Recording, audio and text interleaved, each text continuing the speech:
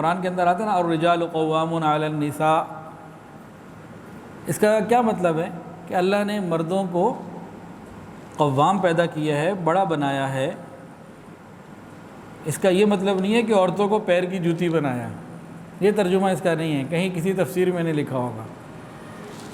تو یہاں سے ظاہر یہ ہوتا ہے کہ اگر عورت سمجھدار ہو تو اسے مشورہ کرنا اچھی بات ہے، کیا جا سکتے ہیں۔ اور بھی بہت سے موقعوں پہ ایسا ہوا، جیسے حضرت شعیب علیہ السلام کی بیٹی نے حضرت شعیب علیہ السلام کو مشورے دیے حضرت موسیٰ علیہ السلام کے بارے میں کہ ان کو جو ہے آپ اپنے پاس کام پہ رکھ لیں، اور تفصیلات بتائیں، تو بہترین مشورہ ثابت ہوا۔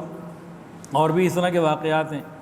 تو مرد کو جو اللہ رب العزت نے برتری دی ہے وہ انتظامی معاملات کو سنبھالنے کے لیے ہے۔ اس کا یہ مطلب نہیں ہے کہ عورت کے اندر عقل یا فہم نہیں ہے۔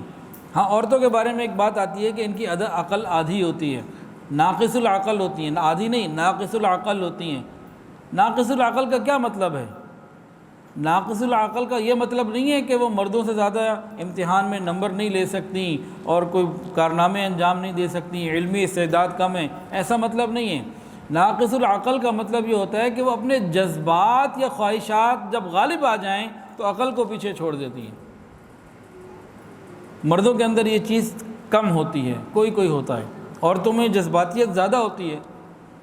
مثال کے طور پر ایک جگہ لڑکی کو کوئی لڑکا پسند آ گیا، اس نے اپنے ابا کو کہا میں نے تو اس سے کرنی ہے۔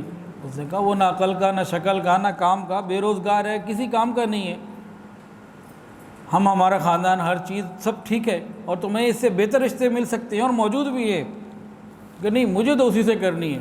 بھئی کھاؤ گی کہاں سے، میں بھوکی رہ لوں گی۔